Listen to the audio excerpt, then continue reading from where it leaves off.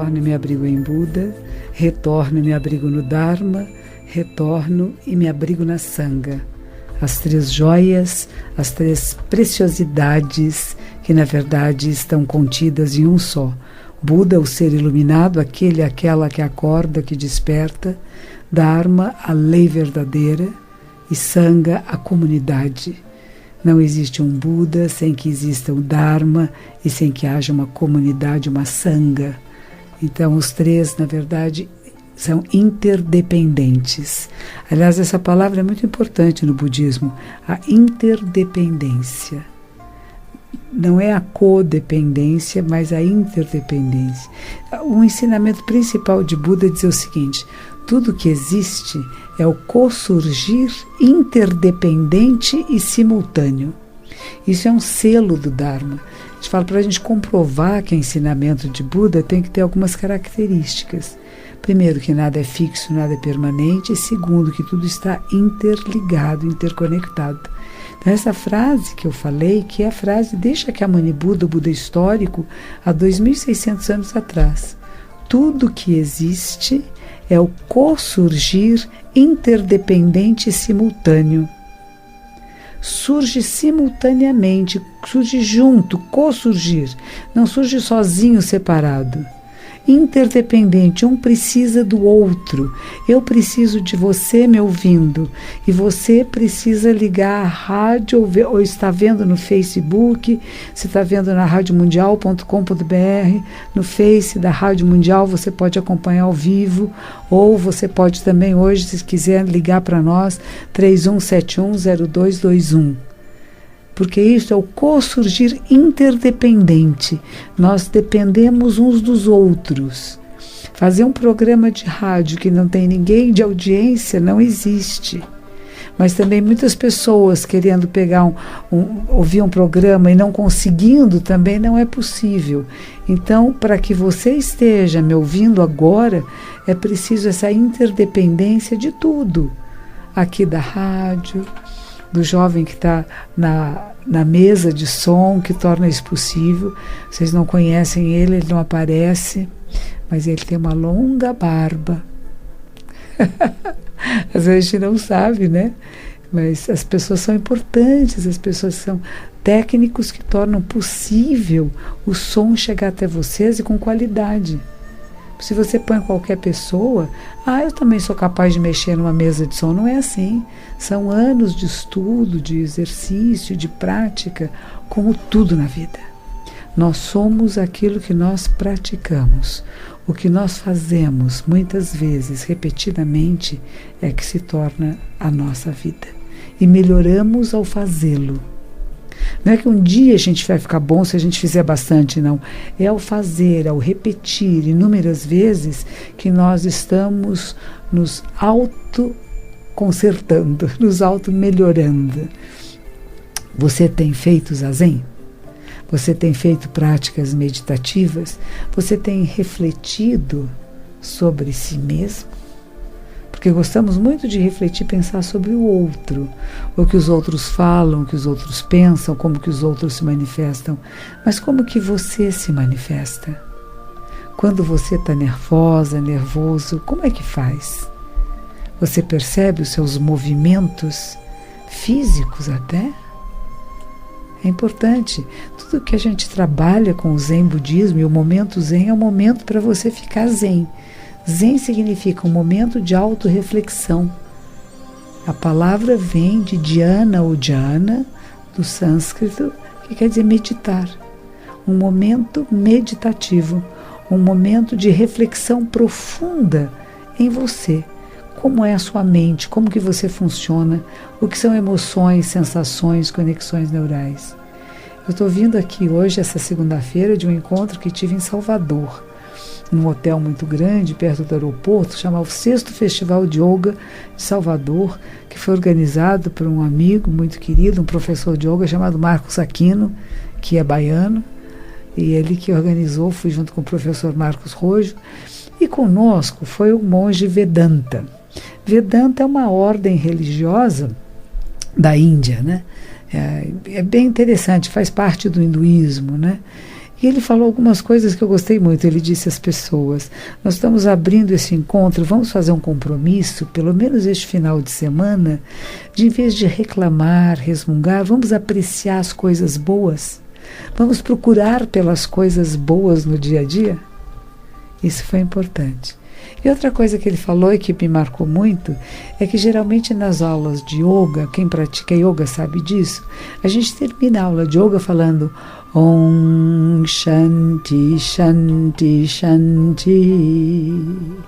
E isso quer dizer o quê? Om é o som que faria o universo. Se a gente pudesse estar fora do universo e pudéssemos ouvir o som do universo, o som dos planetas, dos cometas, de todas as estrelas, o som que todos nós produzimos, seria uma coisa parecida com isto. A-U-M, que seria Aum. E depois disso, quer dizer, nós invocamos o som universal e colocamos essa palavra, Shanti, Shanti, Shanti. E Shanti quer dizer paz. E ele disse, vocês sabem por que 3 vezes se fala paz? Primeiro, nós estamos procurando e pedindo para que não hajam calamidades e catástrofes naturais, né? Que não tenham acontecimentos dramáticos. Hoje a cidade de São Paulo ficou inundada. O centro da cidade, perto do mercado municipal, cheio de água, né? E a gente pede para que nessas catástrofes, nessas calamidades, não tenham pessoas que morram, que sofram, né? Às vezes há incêndios, né? Então a gente pede por coisas que independem de nós humanos. Uma chuva tão grande como essa independe de nós, né? Por exemplo, né? O segundo Shanti é em relação, por exemplo, da cidade, que podia estar com os esgotos mais limpos se você não jogasse lixo na rua. Se você que me ouve fizesse uma campanha com todos que você conhece de não jogar nenhuma bituca de cigarro no chão, nem um pedacinho de papel de bala. E se cai alguma coisa, se você está andando e vê lixo no chão, recolhe e põe na lixeira. Mas também não pode ter lixeiras sobrecarregadas, não é verdade? Então, esse segundo Shanti que fala de paz é uma paz no nosso ambiente de trabalho, na nossa cidade, na nossa família, né? Como é que estamos nos relacionando uns com os outros? Estamos criando relacionamentos de harmonia, de tranquilidade? E o terceiro Shanti é um Shanti interior. Você encontrou a sua paz, a paz de espírito, a paz que você é capaz de viver bem? E é isso, no final disso a gente ainda fala, no fim da aula de yoga, né? Namastê. E Namastê significa que o sagrado em mim cumprimenta o sagrado em você. Eu posso provocar em você, não o sagrado, posso provocar coisas desagradáveis e vou me comunicar com você em brigas, socos, lutas, palavrões, pensamentos grotescos, mas eu posso chamar o sagrado que está em cada criatura, que está em cada molécula do universo. E quando você chama por esse sagrado, tudo à sua volta se transforma. Não é bonito?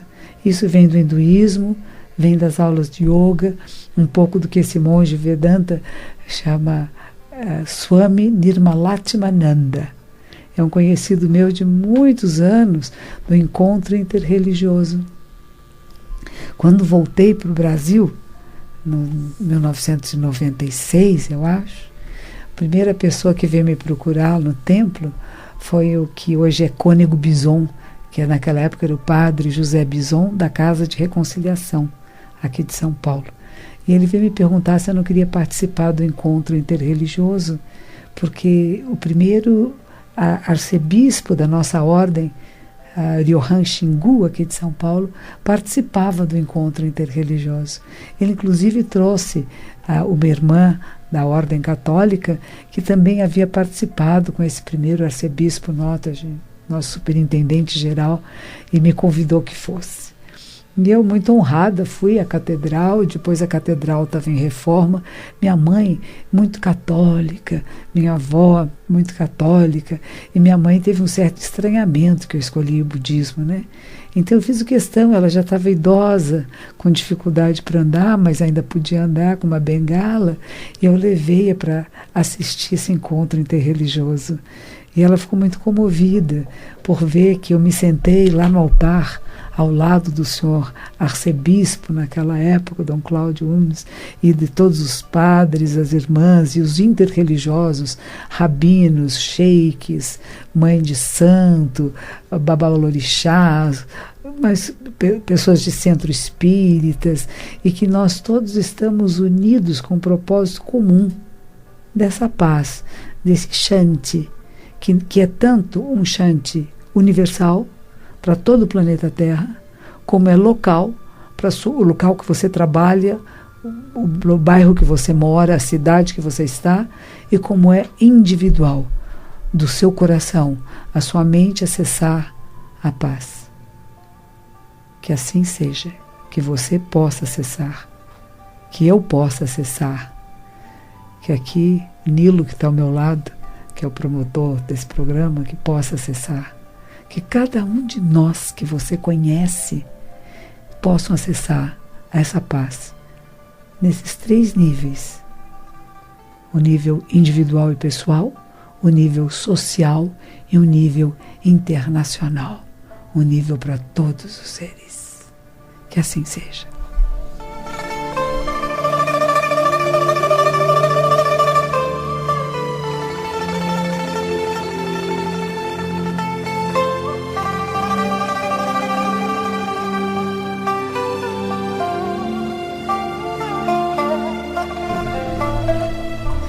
E nós recebemos aqui pelo Facebook um pedido da Tatiana Lima.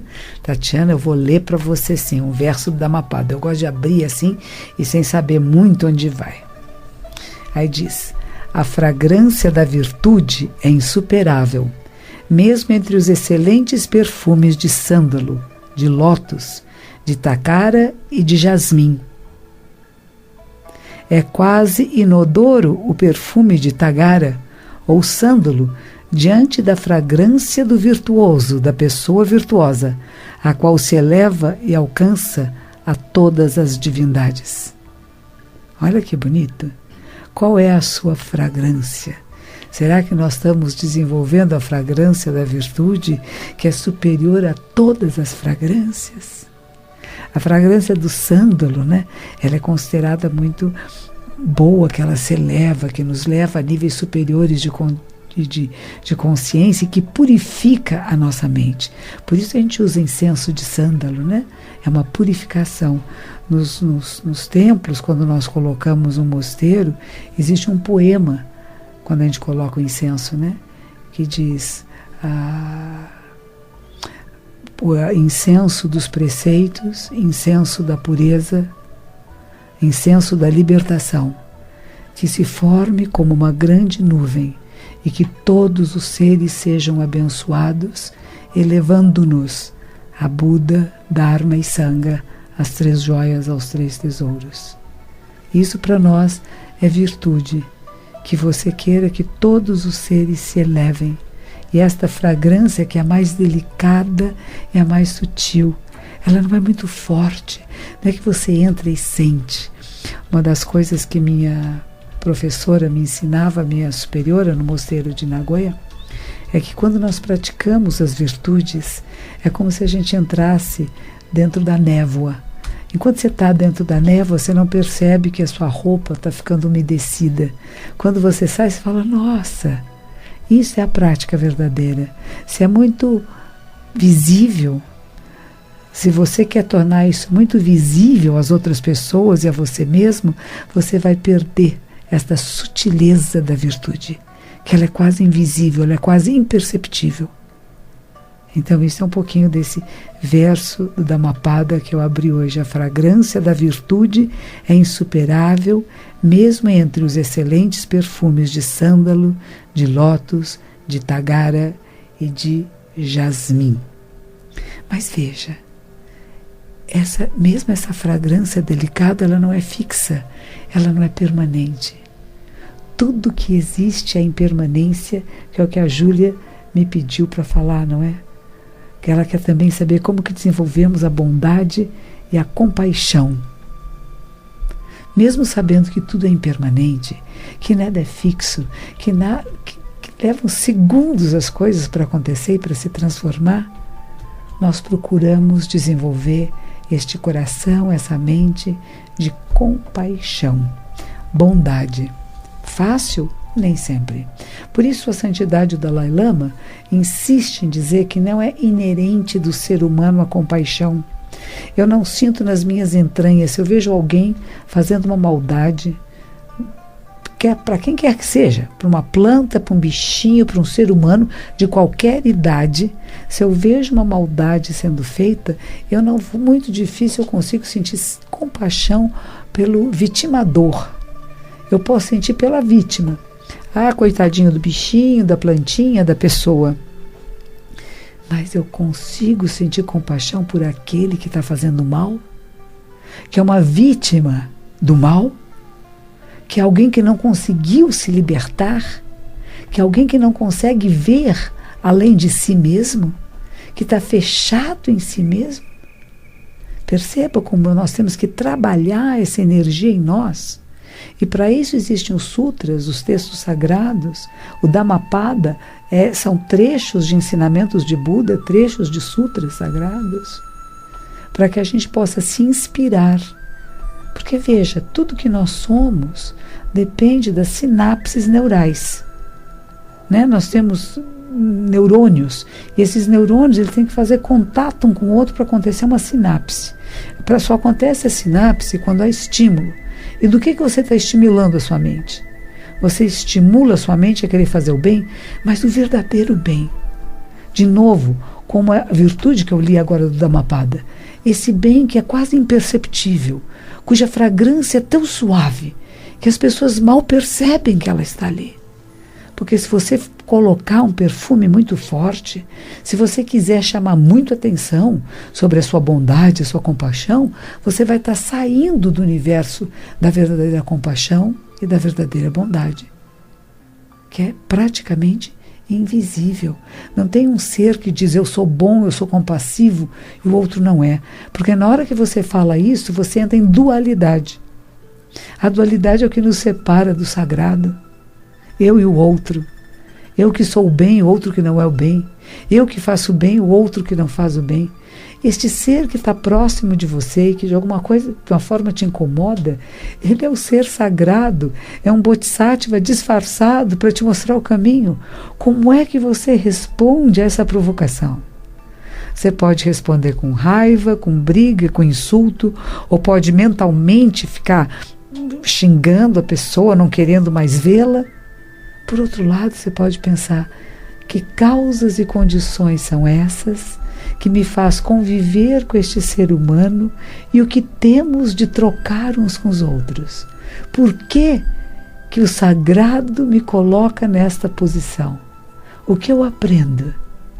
Talvez, às vezes, a gente aprende a não ser como alguém que é muito bravo, muito irritado, né? Você aprende, vou me esforçar para não ser assim. Talvez seja um espelho seu. Olha como você é. Olha como você está respondendo ao mundo. Será que isso é bom? Se você não gosta, será que é bom? Então nós trabalhamos incessantemente o desenvolvimento dessa mente de compaixão e sabedoria. A compaixão sozinha não funciona. É compaixão e sabedoria unidas. Isso é o alicerce básico do caminho de Buda. Então, vou abrir mais um trechinho aqui do Dhammapada.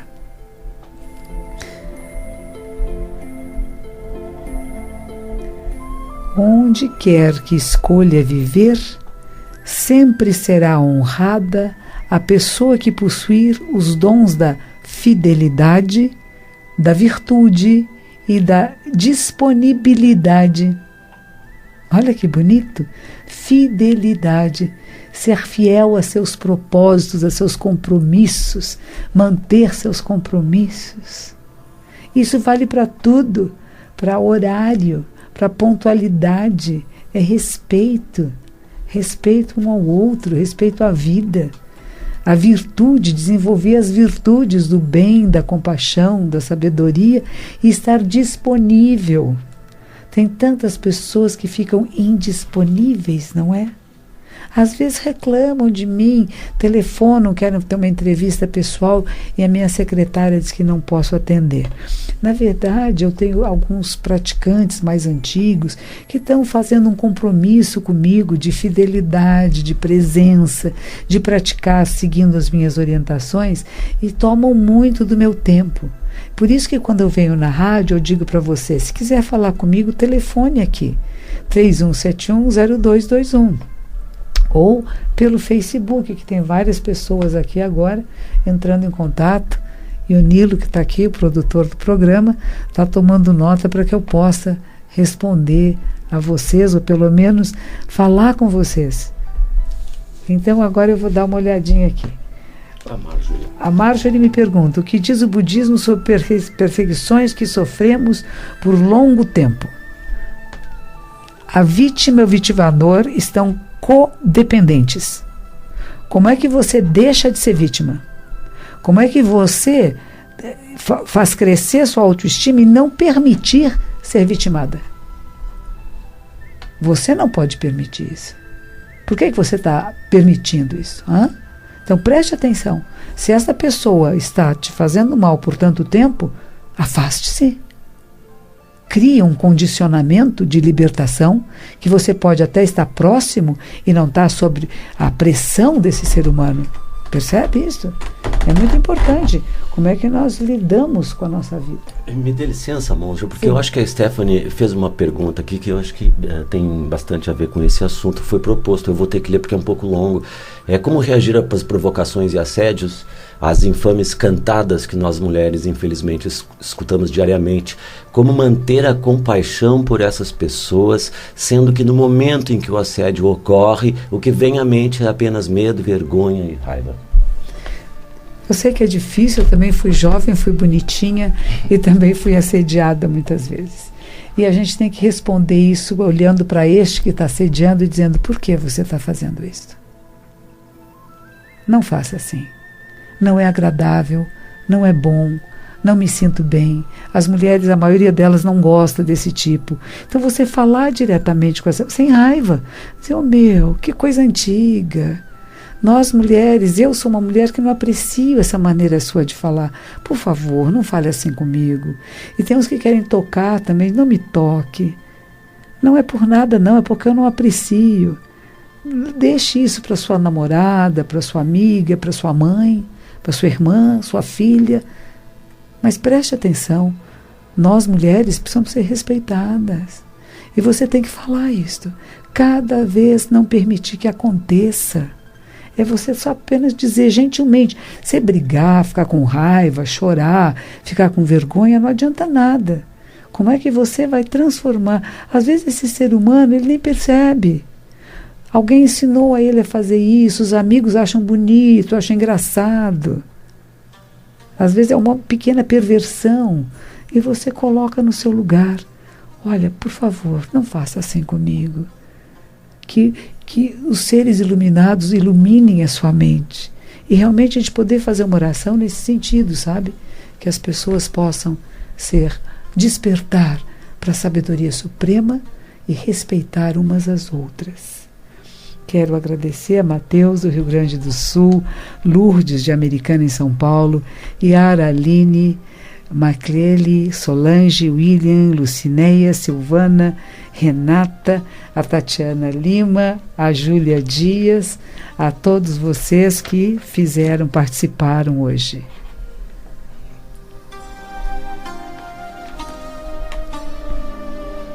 Que os méritos de nossa prática se estendam a todos os seres e que possamos nos tornar o caminho iluminado.